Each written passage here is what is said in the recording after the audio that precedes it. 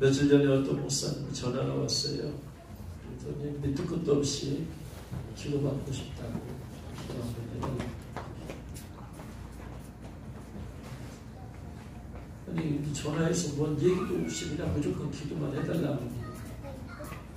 그래서 어떻게 해서 이렇게 전화를 이렇게 기도만 이렇게 주셨느냐고 이렇게 여쭤보니까 주님 오시니 고도시 책을 읽고 나서 그 전에 계시록에 대한 계시록 말씀 강의들을 서사람 목사님 책을 그 계시록 강의를 읽어봤는데 계시록이 잘 이렇게 깨달아지지 않더래요. 근데 이제 제가 쓴 책 가운데서 일부분의 계시록에 얘기가 있잖아요. 그 주님 오신 책을 읽고 나서 계시록이 이제 깨달아진다고. 그것에는 하나님의 모시고 예고 주님의 오심에 대한 얘기가 있으니까. 그래서 출판사에다 전화해가지고 제 행보를 물어봐가지고 전화하신 거예요. 그래서 전화를 이렇게 해달라고 해서 알았다고 이렇게 혹시 반응하시냐고 해서 반응하신다고 해서 반응 한번 해보시라고 해서 반응을 들으면서 이렇게 예언과 통역과 예언을 통해서 기도를 해드렸는데 주님이 사랑하는 종이라고 말씀을 하셨는데 그분께서도 나름대로 주님 오심을 이렇게 준비한다고 사모하고 이렇게 하셨던 모양이에요. 근데 주님은 아직 예복을 못 입었다라고 말씀하세요. 네가 나를 오는 걸 소망하고 기다리고 있지만 예복은 아직 못 입었다. 그러니까 사실을 한 끼씩 금식하는 작정을 해라. 그러면 내가 너 예복 입혀주겠다라고 주님께서 말씀을 하세요. 그래서 그대로 말 전해야지 어떻게 하겠어요. 목사님께서 그 책을 읽고 전화해 닿아서 기도 받을 정도면 사망이 있는 분들이 많은 사람들이 그 책을 읽지만 기도해 달라고 하는 사람 많지 않아요. 여기저기 3번씩 전화가 오긴 하는데 많은 분은 아니에요. 특별히 출판사에다 전화해서 제 행보를 물어봐서 전화할 정도면 특별한 사망이 있는 분들이. 그래서 정직하게 말씀을 드렸어요. 목사님 주님께서 아직 목사님 예복 못 입으셨대요. 40일 작정하면서 금식하시면 입게 해준대요. 그리고 주님께서 목사님 예복 입으시고 나면 주님 오시는 것을 외치기 위해서 예비시켜 놓으셨대요. 그러니까 한 개씩 금식하면서 이렇게 하시면 주님이 입혀주시니까 입혀주시면 주님 오심에 대해서 외치세요. 주님 이때를 위해서 주님 예비시켜 놓았다고 합니다. 그러니까 감사하다고 하면서 하신 말씀이 당신의 연세가 91세예요. 야, 91세인데 이제 예수 예복 입고 나서 언제 외치려고. 근데 감사하게도 그분 아픈 것이 하나도 없대요. 하나님의 주님 건강인데. 아, 그렇구나. 며칠나면 건강해야 되잖아요. 약을 못 외치니까. 91세임에도 불구하고 하나님께서 건강에 지켜주신 것은 바로 이때를 위함이다. 고맙다고 하고 나서 좀 이따 전화가 왔는데 사모님도 계신데요. 사모님 보고 목사님한테 통화해서 당신도 방언하니까 방통하면서 목사님 좀 받아보라 했더니 사모님이 수술했다고 못했다고 또. 그래서 그러면 나중에 전화하시고 기도하시고 이렇게 연락 주시면 되니까 하시라고. 그렇게 하고 당신이 한 끼씩 금식하면서 91세 연세에 한 끼씩 금식하면서 10도 예복 입도록 또 같이 한꺼번에 끝내버려야죠.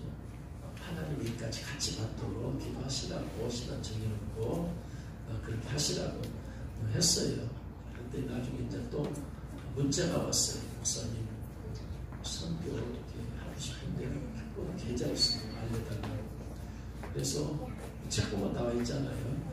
구태여 또 알려달라고 하니까 그래서 책 뒤에 있는 그 교회 선교 후원 계좌를 보냈더니 목사님께서 목사님 계좌번호 보내달래요. 그래서 제 계좌번호 보내드렸어요. 그러고 나서 나중에 몇 시간 지나고 나서 나중에 봤더니 무려 200만 원을 헌금을 하셨어요. 책을 그걸 보면서 확실히 은혜 받으신 분들은 헌금을 하는구나라는 걸 깨달았습니다. 제 동창 가운데 초등학교 동창, 초등학교 친구에서 같은 반 친구에서 걔네 집에도 놀러 가기도 하고, 그 다음에 고등학교 동창이에요. 그 친구는 전라북도에서 큰 신문사로 운영을 하고 대학교 이사장이에요. 바쁘죠, 바쁘.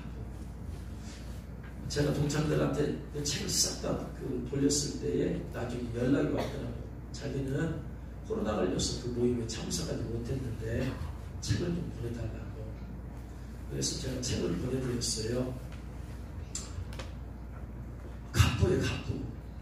그런데 책을 읽기는 읽었을 거 아니에요? 근데 읽는다고 해서 다 은혜가 되는 건 아니잖아요. 사모하는 사람들에게는 은혜가 되는데 사모함이 없는 사람들에게는 또 은혜도 안 될 것이고 부담도 될 것이고 또 뭐 안 받는 사람도 있을 거예요. 많은 사람들이 읽고 그 기분도 읽었지만 10,000원짜리 하나 보낸 적이 없어요. 근데 91세나 되신 목사님께서 무슨 돈이 있다고 200만원씩 언급을 하신다. 제가 문자를 보내드렸어요. 아니 목사님 무슨 돈이 있으시다고 그냥 이 큰 돈을 헌금하셨냐고. 책을 읽고 이제 주님 오심에 대해서 나름대로 막연하게 이렇게 사모하고 이렇게 하셨지만 정확하게 자기 상태가 예복을 입었는지 안 입었는지 딱 집어서 예복을 입어야 되고 기도하면은 주님께서 입혀하는 것에 확실한 그 받아들입니다. 목회라면 저희 대선배 아닙니까? 30년 선배예요. 저희께서.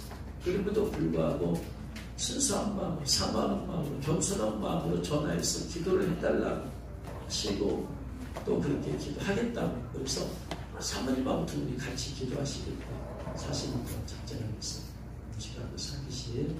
그래서 주님께서는 그 목사님에게 사모님에게 반드시 입혀주실 것이고 주님이 말씀하셨다고 했잖아요. 인받고 예복 입도록 위해서 작정하며 금시하며 기도하는 성도들 다 인받고 싶고 예복을 입을 것이다. 40일이 하루 이틀도 아니고 1, 2주도 아니고 물론 40일이면 긴 시간 동안 사모하는 마음이 없으면 안 돼요. 이게 사실 난다는 것은 큰 결단이에요. 기간이 길으면 믿음도 커야 돼요. 그렇게 기다리려고. 그래서 그런 분들이 깨닫고 그렇게 또 사모함으로 기도하고 그렇게 해서 또 예복을 입고 그리고 가서 주님 오시면서 외치고 이런 사람이 계속해서 늘어나기 원합니다. 새벽마다 100만 명 이상이 10만 명이 넘쳤고 그러니까 내 입을 넓게 하려고 했어요. 100만 명 이상이 책을 읽고 여기 잠에서 깨어나서 주님 맞으면 준비해야 되고 100만 명 이상의 정관침 책을 읽고 회개하겠습니다. 구원 받아야 되고 그래서 그 기도에 주님께서 들으시고 하나씩 응답하고 일 줄을 믿습니다. 기도하면 할수록 그 열매가 더 많아질 거예요. 더 많은 분들이 그 책을 읽고 주님 오심에 대해서 열려지고 그래서 사모함으로 기도해서 주님 오셨을 때 다 신부로 들림받을 수 있는 그런 은혜가 그분들 뿐만 아니고 여러분 모두에게도 임하기를 주의 이름으로 축원합니다.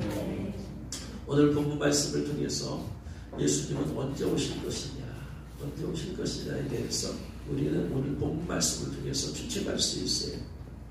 오늘 말씀은 9장 1절부터 시작이 되는 거예요. 메데조선 아수르의 아들 다리오가 갈대아 나라 왕으로 세움을 받던 첫해 다니엘이 다리오 왕의 다스리는 원년 그때 있었던 일이에요.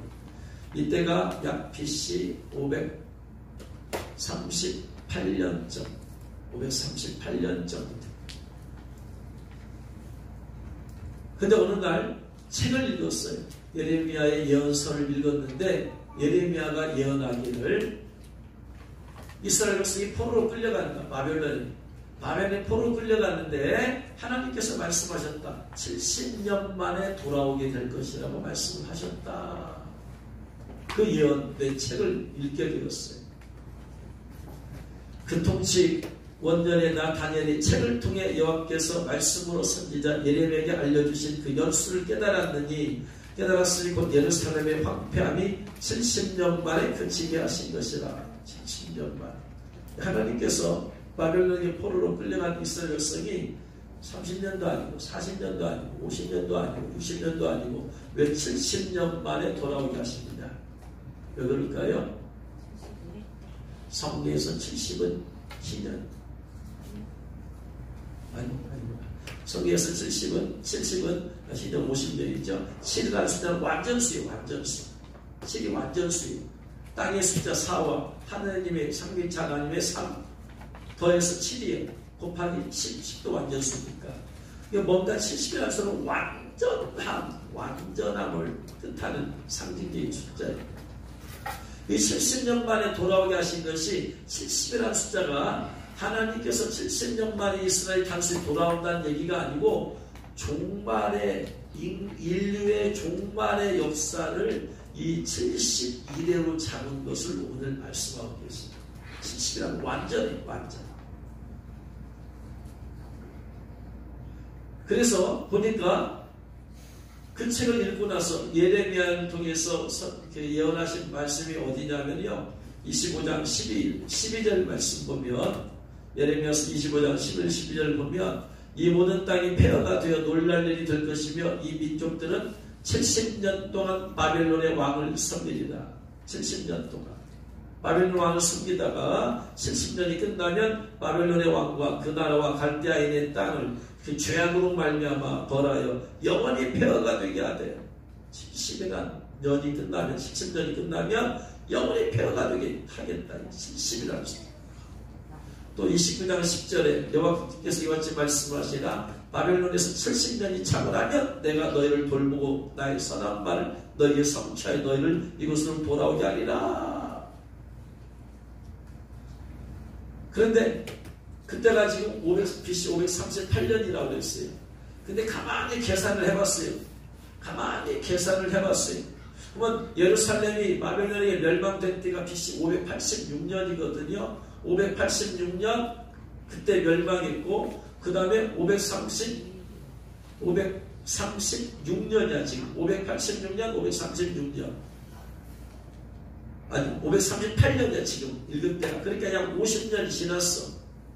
그러면 다니엘의 생각은 이제 20년만 지나면 이스라엘 돌아간다, 회복된다, 그렇게 생각을 했을 거예요. 그러고 나서 기도하기 시작하는 거예요. 하나님께서 은혜를 베풀어 주시고 약속한 대로 이스라엘 백성이 돌아오게 해주시옵소서. 말씀을 깨달으니까 말씀을 붙잡고 기도하는데 실제적으로 이스라엘 민족이 돌아온 때는 언제냐면요, 그 다음에 이루어졌어요. 바벨론 포로로 이스라엘 백성이 끌려간 때가 586년이고 지금 말씀을 깨닫고 기도하기 시작한 때가 538년인데 그런데 536년에 이루어졌어요. 2년 뒤에. 그러니까 70년이라는 숫자가 586년부터 계산된 게 아니고 다니엘이 포로로 끌려갔을 때가 BC 605년이에요. 그래서 이 성경 해석은 그때부터 완전히 멸망하기 전에 이미 포로로 끌려가기 시작할 때가 있다. 그때부터 시작해서 BC 605년부터 해서 70년이니까 536년이 돌아오는데 결국은 그 다음에 이루어지게 된 거죠. 그러니까 지금 이 다니엘이 기도하는 거예요. 하나님 돌아오게 해달라고 해서 그 이제 다니엘 기도가 3절부터 20절까지 기도가 나와요. 그래서 주여 3창의 원천이 여기서 나오는 거예요. 여기서 주여 왜 세 번 주여 3창을 하느냐? 다니엘서에 보면은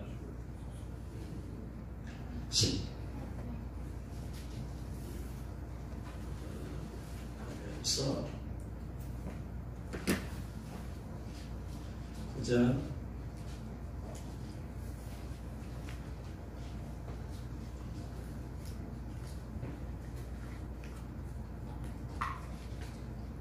19절, 9장 19절 보면 주여 3창의 원인이 주여 들어주시옵소서, 주여 용서해 주옵소서, 주여 귀를 기울이시고 해가 쏘서 지체하지 마옵소서. 이 주여 3찬 첫 번째 주여는 주여 제가 주님을 부릅니다. 들어주세요. 기도를. 그 다음에 두 번째 기도에 오면은 주여 회개합니다. 세 번째는 주여 속히 응답하여 주옵소서. 이 주의 3창의 내용이 바로 여기에 아무튼 이렇게 하면서 기도하는 그 간절한 마음으로 그랬을 때 20절에 이제 내 죄와 내 백성 이스라엘 죄를 자복하고 하나님께 간구할 때 가브리엘 천사장을 하나님께서 보내주셔요. 가브리엘 천사장이 와요.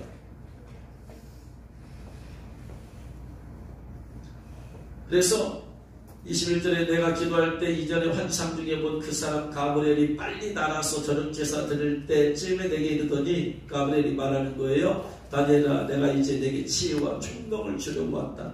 네가 기도를 시작할 때쯤에 벌써 하나님은 명령을 내리셨다. 이제 내가 내게 알리려고 왔느니라. 너는 크게 은총을 입은 자라. 그런즉 너는 이 일의 생각 완성을 깨달아 하면서 이제 말을 하는 거예요. 내 백성과 내 거룩한 성을 위하여 71회를 기한으로 정하였다. 71회. 다니엘은 70년만 생각했어요. 70년.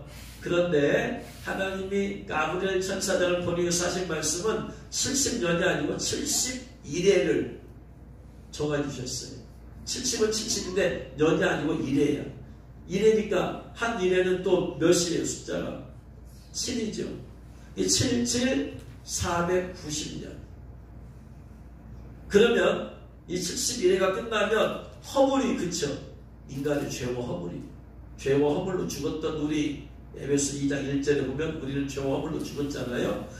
허물이 끝나고 죄가 끝나. 죄악이 용서되고 영원한 의가 드러나서 영원한 의는 하나님의 의죠. 환상과 예언이 응하며 또 지극히 거룩한 이가 기름을 받으리라. 영원히 죄악이 끝나는 때가 더 이상 이 땅에 죄악이 없는 때가 있다. 그것이 71회가 지난 다음이다. 71회니까 연으로 하면 490년이죠. 그런데 너는 깨달아 알아라. 예루살렘을 중건하라고 다리오 왕이 명령할 때부터 기름 부음 받은 자 곧 예수 그리스도죠. 예수 그리스도가 왕이 일어나기까지 7일회와 61회가 지날 것이고 곤란한 동안에 힘들고 어려운 가운데 방해가 있는 가운데서도 예루살렘 성은 중건될 것이고 광장과 거리가 성이 중건되고 광장과 거리가 세워질 것이다. 그리고 62일의 후에 기름 부음 받은 자가 끊어져 없어질 것이다. 이게 예루살렘을 중건해라. 건축해도 된다라고 명령이 내려가지고 그 다음에 예수님 오실 때까지 예수님 오셔서 십자가에 못 박히시고 죽으시고 부활하시고 승천하셔서 이제 없어질 때까지 기간이 69일이다. 먼저 7일회가 있고 그 다음에 62일회가 있으니까 예수님께서 오셔서 승천하셔서 없어질 때까지 그 기간이 예루살렘 성을 건축하는 때부터 예수님 오셔서 죽으시고 부활하시고 승천할 때까지 기간이 69일이다. 69일에가 이런 계획이 있을 것이다. 그 다음에 이제 장차 한 왕이 여기서 끊어지는 69일에 후에 기름 부음 받은 자가 끊어져 없어질 것이며 승천했으니까 안 계시죠. 그 다음에 예수님이 이제 승천하는 다음에 한 왕의 백성이 와서 그러니까 이제 우리가 관심을 가질 것은 그 당시는 기름 부음 받은 메시아가 언제 오셨냐 그것에 대해 관심이 있었지만 우리한테는 이미 과거의 사건이야. 예수님께서 오셔서 죽으시고 부활하고 승천해서 하면 가보셨으니까 안 계셔. 그러니까 과거의 사건은 그게 몇 년도에 예루살렘 성을 중건하라는 명이 있었으며 몇 년도에 예수님이 부활 승천하셨느냐 따지면 숫자 나오지만 우리한테는 정말 중요한 게 그게 아니다 이 말이야. 미래가 중요한 거지. 미래가.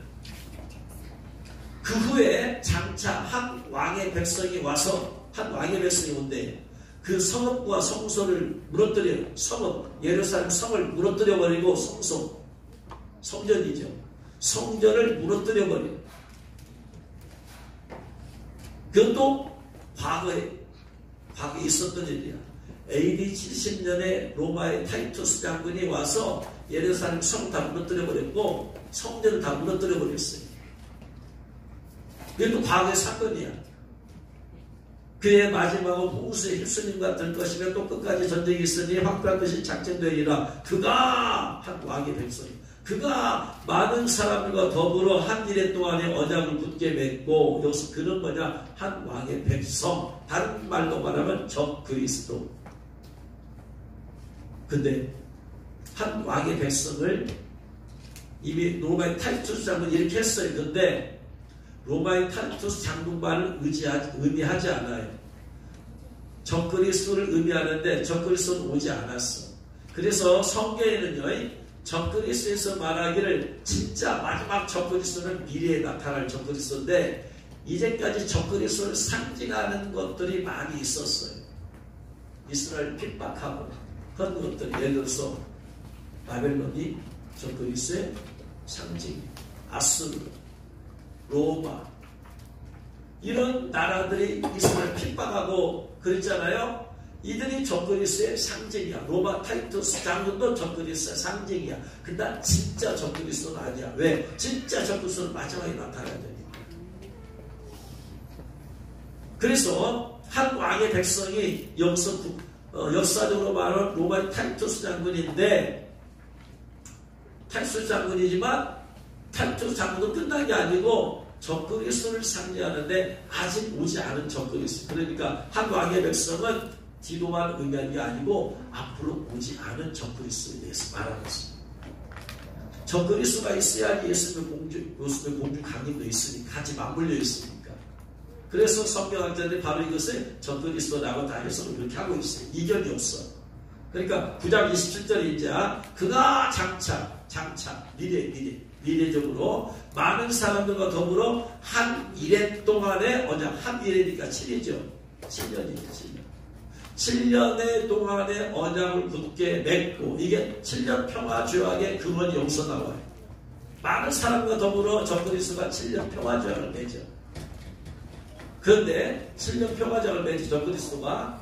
그런데 그 7년이 나누어져, 두 부분으로 나누어져.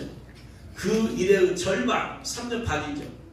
3년 반이 되면 제사와 예물을 금지한다. 그러면 3년 반 전에는 제사와 예물이 허용된다, 이 말이죠. 그래서 적그리스도가 이스라엘과 평화 조약을 맺어서 3년 반 동안, 전 3년 반 동안에는 구약의 제사를 드리고, 구약의 양과 소와 비둘기와 소를 잡아서 제사를 드리는 걸 허용을 해요. 허용. 그러니까 적그리스도와 이스라엘이 이렇게 가까운 관계가 되는 거예요.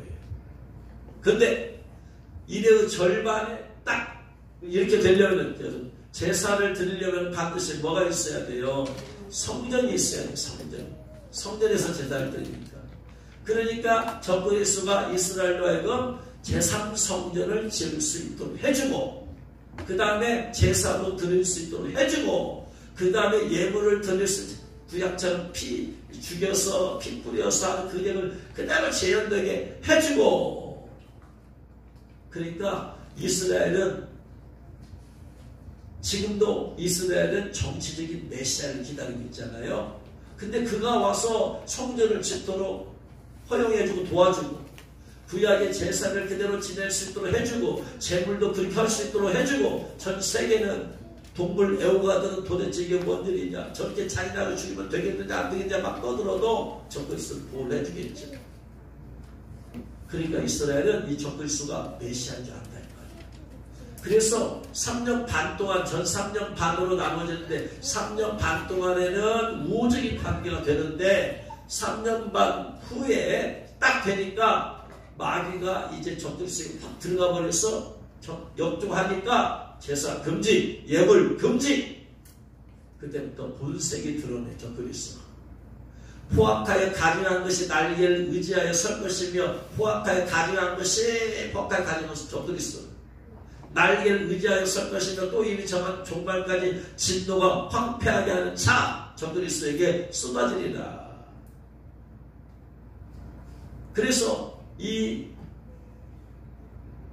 적그리스도 그가 활동하는 기간과 예수님의 활동하는 기간이 좀 있으면 설명이 자세히 되는데 맞물려 있는데 적그리스도가 7년 평화 조약을 맺는다. 한 1회 동안의 언약을 굳게 맺으니까 조약을 맺을 거예요.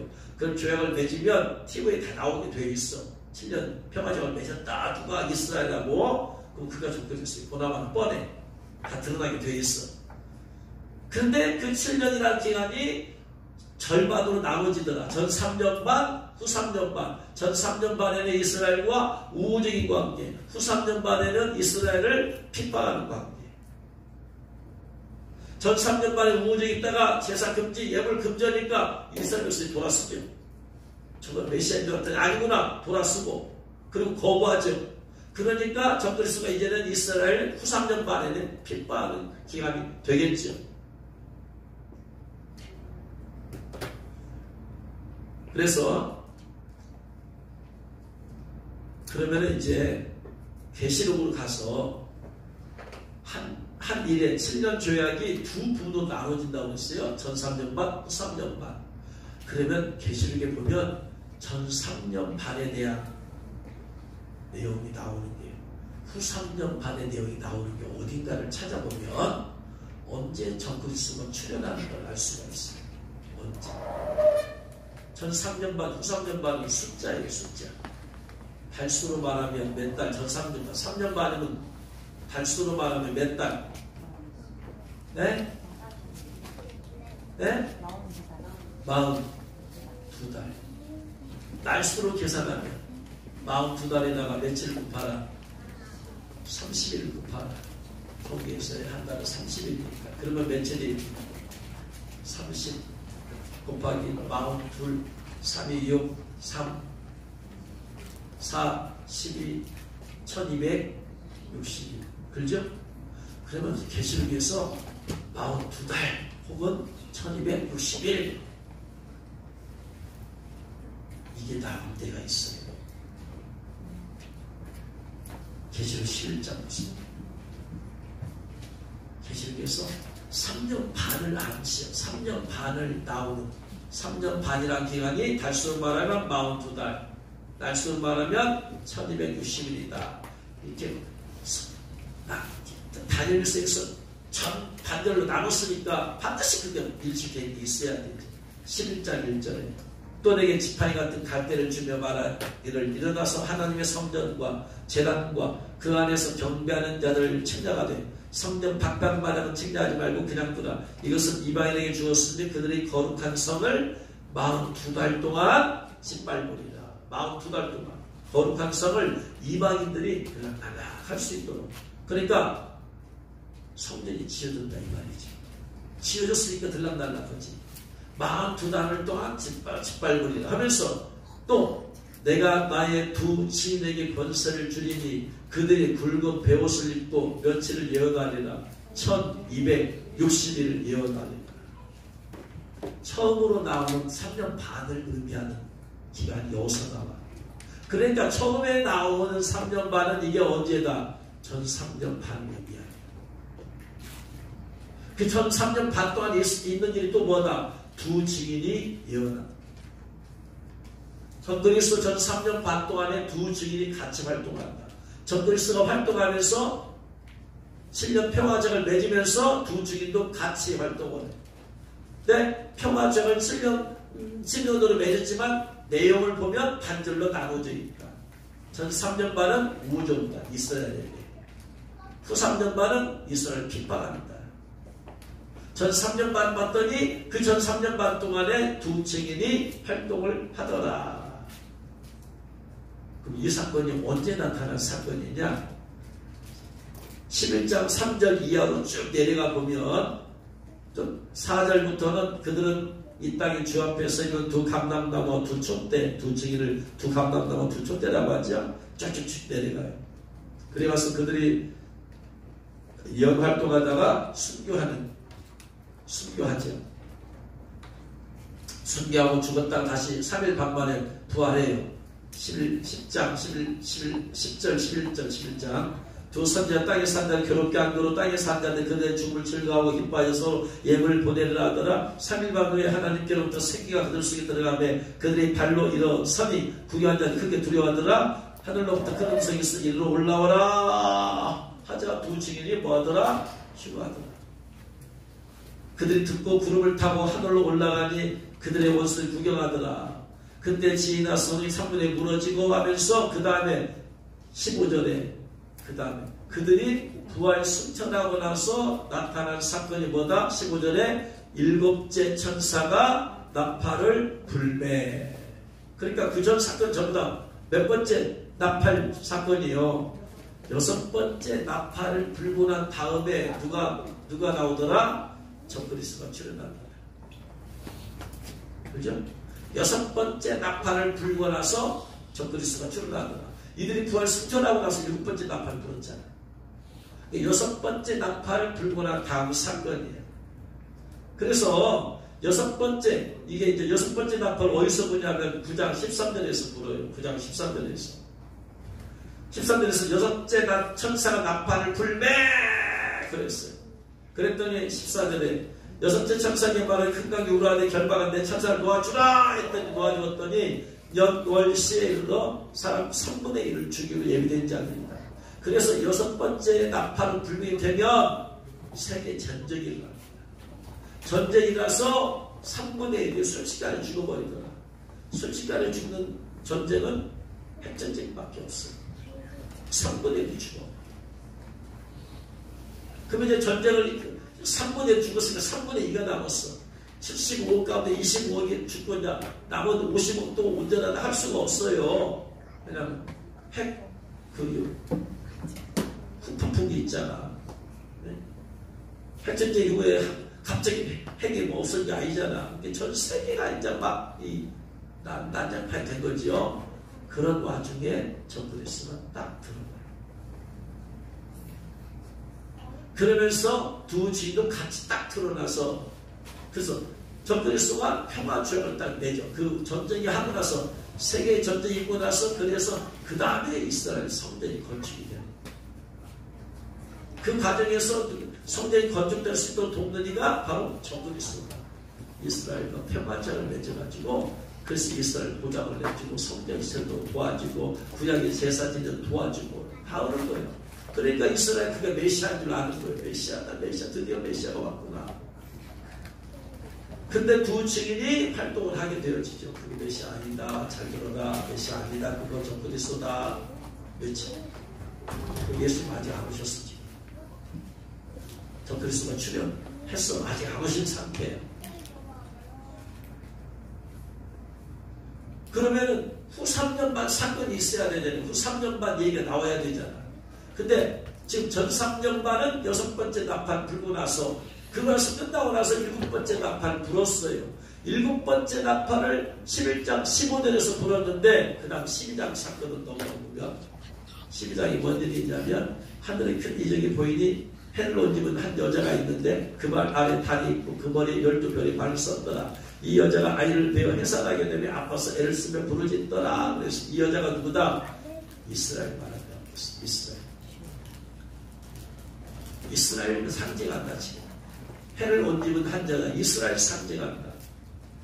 이 여자가 아이를 베어 해산하게 되면 아파서 애를 쓰며 부르짖더라. 하늘 또 다른 이적을 보니 보라 한 붉은 용이 머리가 7개 뿔이었는데 여러 머리에 7 왕관이 있는데 꼬리가 별의 3분의 1 하늘의 삽을 끌어다가 땅에 던지라. 용이 해산하는 여자 앞에서 그가 해산한 그 아이를 삼키려고 하더니 그 여자가 아들을 낳으니 여기서 아들은 누구다? 예수 그리스도. 옛날에 예수 그리스도. 왜냐하면 철장 권세로 만국을 다스릴 남자라. 그래서 이 여자를 이제 핍박하는 거예요. 핍박하는 거. 그래서 핍박하는데 후 3년 반이니까 42개월이 나오든가 1260이 나와야 돼. 핍박하면 이스라엘은 하나님 예배하신 방해하러 와서 후 3년 반 동안에 보호받는다고 했잖아. 6절. 그 여자가 광야로 도망하며 거기서 1260일 동안 야인카 교회에 하나님께서 예배하신 곳에 있더라. 이게 후 3년 반이지. 전 3년 반에는 우호적이기 때문에 마귀가 이스라엘을 핍박하지 않은 거죠.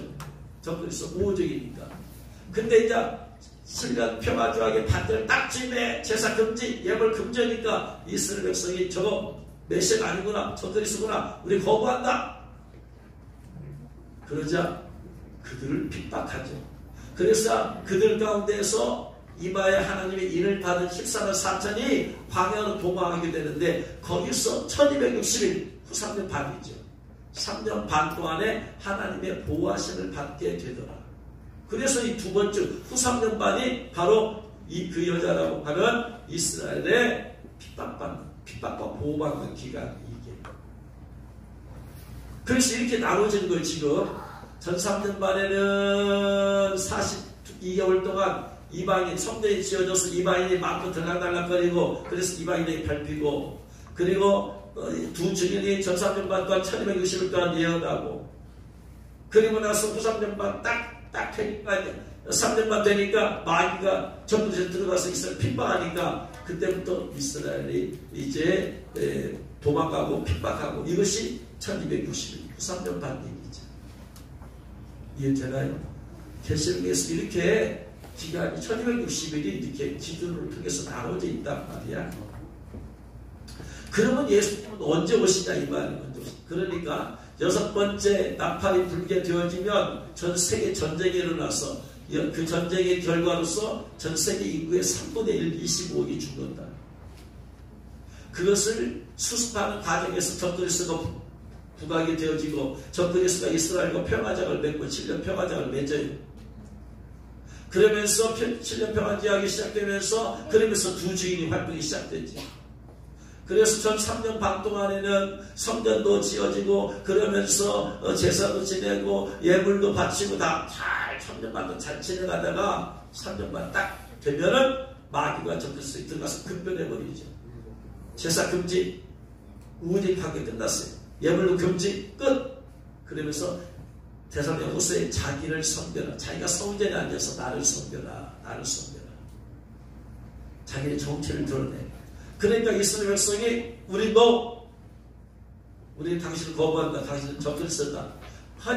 해가지고 이들을 핍박하니까 이스라엘의 14만 4천 하나님 인받은 사람이 광야로 도망해서 1260동 보호를 받는다. 이게 93년 반 사건이에요. 그럼 그 기간 동안에 나타난 사건이 뭐겠어요? 그 다음에 자, 예수님이 언제 오셨냐? 그걸 알 수 있는 때가 계시록 3장이에요. 계시록 3장. 빌라델피아 교회 사자에게 3장 7절. 빌라델피아 교회 사자에게 편지하라. 거룩하고 진실하사 다윗의 열쇠를 가지시니 곧 열면 닫을 사람이 없고 닫으면 열 사람이 없는 그가 주님이죠. 이르시되 하면서 네가 내 앞에 열린문 두었으니 너에게 닫을 사람이 없다. 내 행위를 아무니 작은 능력을 가지고도 내 말을 지키며 내 이름을 배반하지 아니하였다 하면서 그 다음에 10절의 핵심이 같이 읽겠습니다. 네가 나의 인내의 말씀을 지켰은즉 내가 또한 너를 지켜 시험의 때를 면하게 하리니 이는 장차 온 세상에 임하여 땅에 거하는 자들을 시험할 때다. 많은 모든 사람들은 예수님 믿는 사람들은 다 대월랑 통과한다고. 그거 아니다 이 말이야. 결정적으로 시험의 때를 면하게 해주겠다는 거예요. 인내의 말씀을 지켰으니까. 인내의 말씀이 뭐냐면요, 주님 언제 오십니까? 주님 언제 오십니까? 하면서 늘 참고 인내하고 견디고 게으르지 아니하고 늘 깨어있으면서 준비한 사람. 빌라델피아 교회, 책망받지 않은 두 교회, 서머나 교회와 빌라델피아 교회. 책망받고 흠이 없어. 전과 흠이 없는 성도들이다 이 말이에요. 책망받을 게 없어. 아시아 7교회 가운데서 두 교회는 책망받을 게 없고 칭찬만 있어. 두 교회는 칭찬받을 게 없고 책망할 것만 있어. 세 교회는 칭찬과 책망이 같이 있어요. 성도들이 이렇게 세 종류가 있어. 정도 없고 흠도 없어서 책망할 게 없어. 칭찬만 받을 성도가 있어. 보통 성도들은 칭찬할 것도 있고 책망할 것도 있어. 아주 안 좋은 성도들은 칭찬 하나도 없어. 책망할 것만 있어.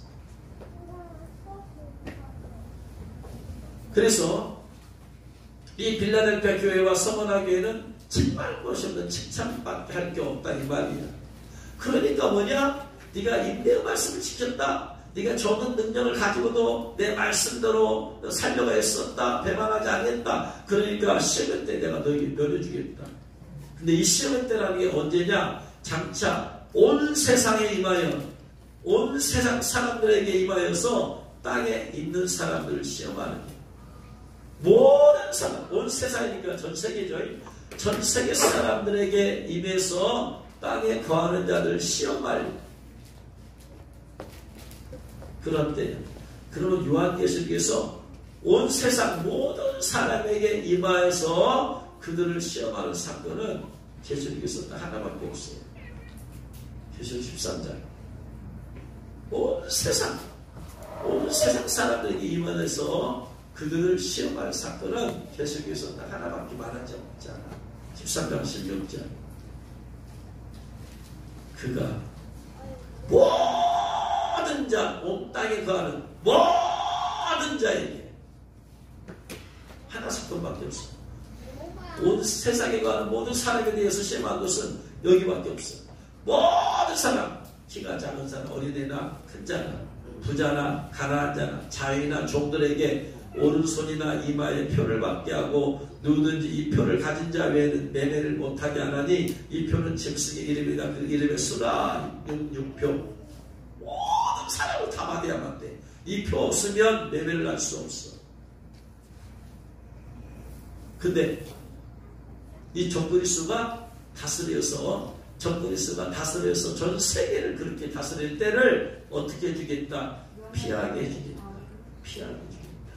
그러니까 필라델피아 교회 선구처럼 점도 없고 흠이 없는 사람들은 그러한 대환란의 때를 겪는다 안 겪는다?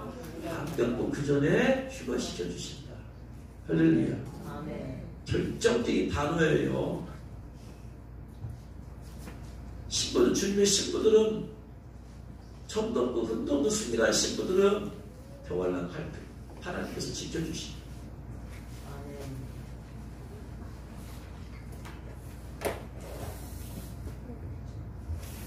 그러면 보세요. 그러면 이제 예수님을 오셔야지 휴거하는 거 아니에요. 예수님을 오셔야지 들림받는 거 아니야. 그렇죠? 그럼 예수님이 언제 오시겠어요? 보세요. 6번째 나팔이 불리자 전쟁이 일어나요. 전쟁이 일어나서 핵전쟁으로 몇 년, 몇 월, 며칠, 몇 시에 3분에 죽어버려요. 그 와중에서 적그리스도가 나타나서 수습하고 하면서 이스라엘의 우호적인 관계를 해요. 그때는 적그리스도가 우호적인 관계니까 전 세계 민주표 받으라고 안 해. 강제적으로 하지도 않아. 우호적이니까. 이스라엘은 우호적이니까. 그래서 이스라엘이 제사도 지내고 예물도 드리고 하면서 구약에 레위기에 있는 제사 다 회복해서 막 하고 있어. 그때쯤 같이 두 증인이 활동을 하면서 예언하고 있어. 저거 메시아 아니다. 저거 적그리스도다. 사람들은 저렇게 좋은 사람을 왜 욕하냐고. 저희 세계 평화를 위해서 일하는 저 사람이 왜 적그리스도라고 못마땅해 하지? 양이 탈을 쓴 늑대인 줄도 모르고. 그래서 두 증인 보고 저는 나쁜 놈입니다. 저는 나쁜 놈입니다. 저렇게 우리에게 평화를 주고 이스라엘 성전 지을 수도 해준 사람을 왜 욕하고 다니냐고. 모르니까. 영적으로 모르니까 막 그래. 그러다가 두 증인을 죽여버려. 그러니까 막 사람들 좋아하는 거야. 잘 죽었다. 그리고 나서 3일 반 후에 다시 하나님의 생기가 들어가서 죽음에서 살아나더니 이리로 올라오라 하니까 올라가. 그리고 나서 7째 나팔이 불려. 7째 나팔이 불리자 바로 나타난 사건이 이스라엘의 14만 4천이 광야로 도망가 버려. 그리고 그들을 핍박해 적그리스도. 그 기간 동안에 7번째 나팔이 불리고 나서 13장에서 바로 적그리스도 전체를 용육표를 온 세상 사람 다 받게 만듭니다. 그럼 예수님 언제 오신다? 이때를 면하게 해주겠다고 했잖아요. 이때를 면하게 해준다고 했으니까 7번째 나팔이 울리기 직전에 예수님이 오시죠. 요한계시록에서는 휴거가 감춰져 있어. 예수님이 언제 오시니까 직접적인 말을 하고 있지 않아. 그런데 우리가 알 수 있는 때가 아까 7년 평화규약이 전 3년 반, 후 3년 반으로 나눠진다고 했어요. 그러니까 전 3년 반에는 이스라엘과 우호적인 관계, 후 3년 반에는 핍박하는 관계. 또 언제 핍박하는 거 봤더니 계속 13장에서 핍박을 하더라고요. 12장에서.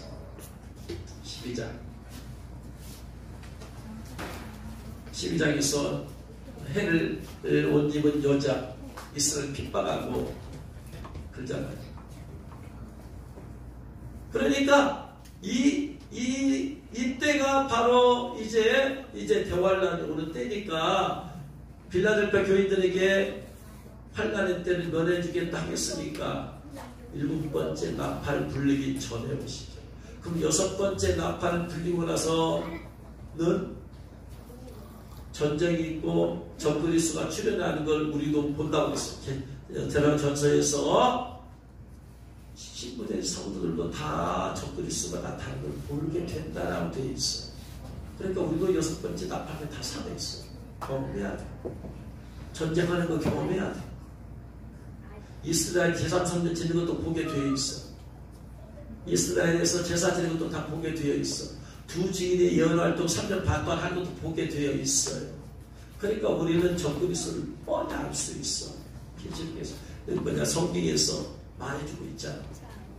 그가 하는 일을 보면 알 수 있잖아.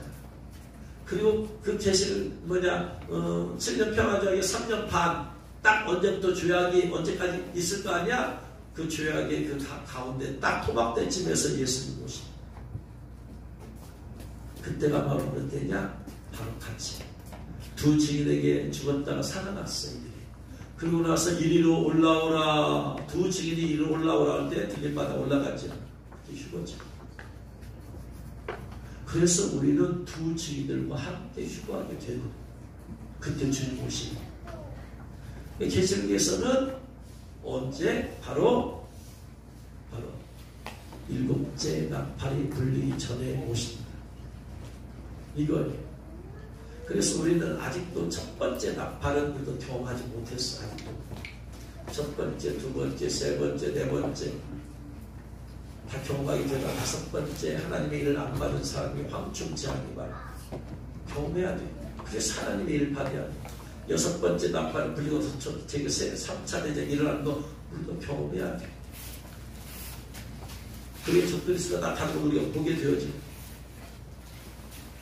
구약의 제사가 이스라엘에 회복되어서 막 제사 드리는 것도 우리도 다 보게 되어져. 그리고 나서 3년반이 지나면 두 증인이 죽어 그리고 부활해. 그리고 휴거할 때 우리도 같이 휴거하게 되어져. 그리고 나서 예수님 공중 강림과 휴거 사건이 있고 난 다음에서 바로 7번째 나팔이 불렸지. 그러자 적그리스도에게 마귀가 여기 들어가지고 이스라엘 핍박을. 저는 세계 그리고 윤들을 표 받아라. 표 안 받으면 매매 생활 못한다.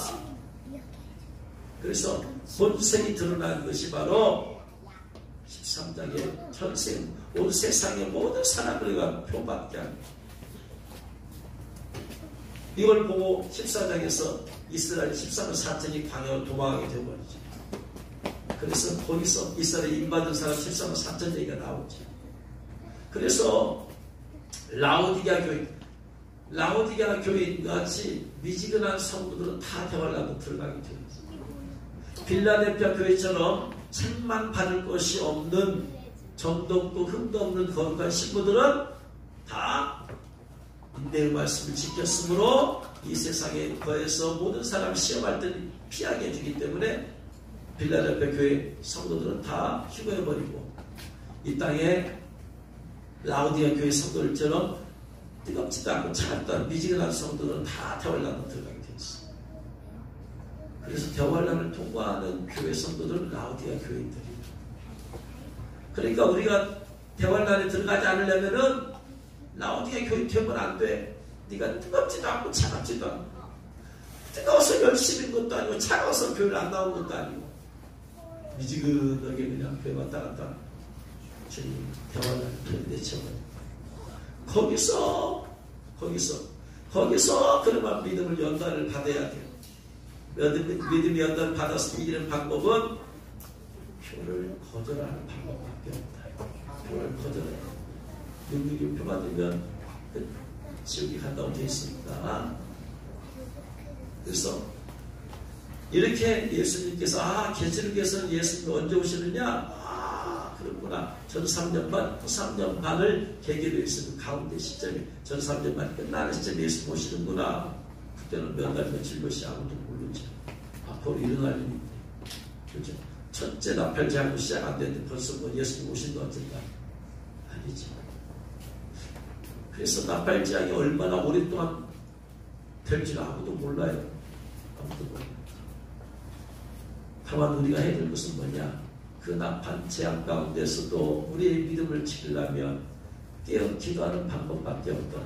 할렐루야. 아멘. 늘 깨어 기도하고 준비해야 돼. 한꺼번에 불 수도 있고 그냥 차차차 순차적으로 빨리. 아니면 한 달 간격으로 몇 년 간격으로 불 수 있는 아무도 몰라.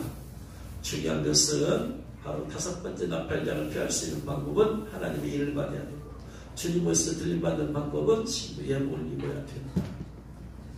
이것이 우리의 숙제예요. 숙제. 신부 예복을 안 입어서 들림 못 받았으면 인이라도 받아야지 그 인을 받아서 보호를 받아야지 영육유표를 안 받게 되어집니다.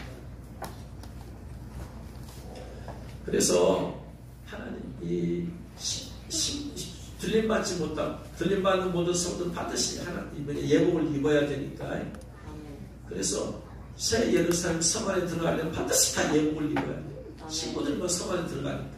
아멘. 그러니까 나이 드신 부모님을 섬기는 분들은 기도해야 돼요. 반드시 빨리 하나님의 일을 받고 신부 예복을 입어서 성 안에 들어갈 자격을 얻어야 돼. 언제 돌아가시더라도 그대로 돌아갈 수 있잖아. 얼마든지. 우리도 언제 죽을 수 있어요. 그대로 죽을 수 있어요. 그러나 일을 받고 신부 예복을 입으면 성 안에 들어가게 되지. 성 안에 못 들어가면 신부 예복을 못 입어서 성 안에 못 들어가면 다 성 바깥에 가서 매를 맞으며 슬픔의 일을 가려야 돼. 그래서 단순히 우리가 지옥에 안 가는 것이 목적이 아니고 천국에서도 우리가 성 안에 들어가야 된다. 할렐루야. 반드시 모든 사람이 들리면 못 받으면 인이라도 받아야지 인을 받아야지 육육이 표 안 받는다. 할렐루야. 제일 좋은 방법은 1등 신부는 인도받고 예복도 있고. 그래서 반드시 여러분 작전 기도라도 해서 반드시. 왜냐하면 오늘 갑자기 입었다고 해서 내 삶이 신부의 삶을 살아야 돼. 한번 입은 거 가지고 되게 안 하나. 왜냐? 입으면 뭐해? 내 삶이 신부의 삶이 안 돼 있으면 또 더러워지고 또 찢겨지고 벗겨져 버리는데. 신앙이라는 것은 어느 날 갑자기 한번 잘해가지고 입받고 어느 날 한번 잘해가지고 예복이고 아니요. 신부는 삶의 삶 그대로 신부의 삶을 살아야 돼. 거룩하고 정결한 신부의 삶을 살아야 된다. 할렐루야. 죄를 안 지을 수는 없지만 그때그때 빨리빨리 회개해서 늘 거룩하고 정결한 삶을 유지해야 된다. 할렐루야. 깨달으시는 죄를 축원합니다. 그래서 나이 드신 분들 오늘 마음에 안타까 빨리 기도해서 빨리 인도받고 5번째 황충 재앙 전에 돌아가시면 난 다음에 이 예복만 입으면 안 받아도 돼. 우리가 5번째 황충 재앙에 죽을 것 같으면 인 안 받아도 돼. 예복만 입어도 돼. 근데 5번째 황충 재앙 때문에 그때 보호받으려니까 일을 받아야 되고 그거 받아야 돼. 그다음 예복을 못 입었으면 인이라도 받아야지. 예복을 못 입었으면 휴가 안 되면 평활날 때 666표를 안 받을 수 있는 방법은 하나님의 일을 받아야지 하나님이 보여주시고 지켜주신다. 할렐루야. 아멘. 제일 좋은 방법은 그거예요. 근데 얼마 나이가 많이 드신 분들은 빨리 예복을 입어야 돼. 그래서 언제 돌아간다 할지라도 세일에서 성 안에 신부로 들어가서 그 안에서 주님이 주신 주님과 함께 그 영광의 자리에 앉을 수 있는 그런 자격을 갖춰야 될 줄을 믿습니다. 아멘. 늘 기도에는 다른 이유가 없으니까 우리가 방법이 없잖아요. 주님 앞에 간절히 사모하는 마음으로 기도하는 방법밖에 없다. 돌아온 길은 여러분 계시록을 보는 눈을 열려지실 주님을 축원합니다. 7년 평화 죄악 한 일은 7년이니까 7년 평화 죄악 이것이 전 3년만 후 3년만 나눠져 있구나. 하나님의 말씀 틀림이 없습니다. 모든 예는 다 100% 다 성취되어져 왔고 앞으로 성취될 것이니까 틀림이 없어요. 성경 주님이 하신 말씀 제가 있는 게 아니에요. 그래서 이렇게 우리가 생각해보면 계시록을 보는 곳에 도움이 된다. 원하기는 그래서 인도받고 유혹도 있고 또 나이 드신 받으신 신부 예복을 입어서 언제 돌아가셔도 성 안에 들어갈 수 있도록 그런 자를 갖추어서 신앙 생활하기를 주님으로 축원합니다. 기도하겠습니다. 말씀을 보는 눈을 열어주옵시고 깨닫게 하시고 또 이런 거 몰라도 신부 예복을 입고 하나님 받고 주님과 늘 동행하면 돼요. 다만 우리가 이런 것들을 알아야지 미혹받지 아니하고 또 미래를 보는 눈이 통찰력이 생기게 되어지게 하는 것입니다. 절제회개와 기도에서 하나님의 일곱 신부의 영을 입으시는 내가 될 수 있도록 거룩한 신부의 삶을 살 수 있는 내가 될 수 있도록 성령 도와주옵소서. 시아마니가야 우리가 연약해서도 죄를 짓고 또 넘어질 수 있습니다. 얼마든지 그럴 수 있어요. 중요한 것은 회개해서 죄악이 내 안에 오랫동안 머물수록 더러운 영들이 같이 역사해. 어둠 영들이 내 안에 역사하면 할수록 영적인 것이 막히게 되어 있어. 어둠 영들은 죄를 타고 많이 들어와요. 물론 죄 없이도 지들이 마음대로 들락날락하기도 해요. 근데 우리는 그것을 막을 수는 없어. 막을 수 있는 것은 우리가 할 수 있는 것은 철저히 회개하면서 거룩하고 정결하게 되어지도록 하는 예수님의 피로 내 마음과 생각과 주님 내 모든 것이 정결해지게 해주세요. 주님 제 혈관에 예수님의 피로 흐르게 해주셔서 피가 흐르는 곳에 예수님의 피가 흘러서 나를 정결하게 씻어주세요. 내 모든 세포까지도 예수님의 보혈로 정결함 시킴받게 해주세요. 저의 무엇인가에도 예수님의 보혈로 시킴받게 해주세요. 예수님의 피로 거룩하고 정결하게 하시고 씻고 덮고 보여주시옵소서. 시험하는 가에 일어나서 예수님의 피로 정결하게 달라고 나에게 늘 매일매일 회개의 영을 부어주셔서 사소한 것을 회개할 수 있는 내가 될 수 있도록 예수 기도합니다.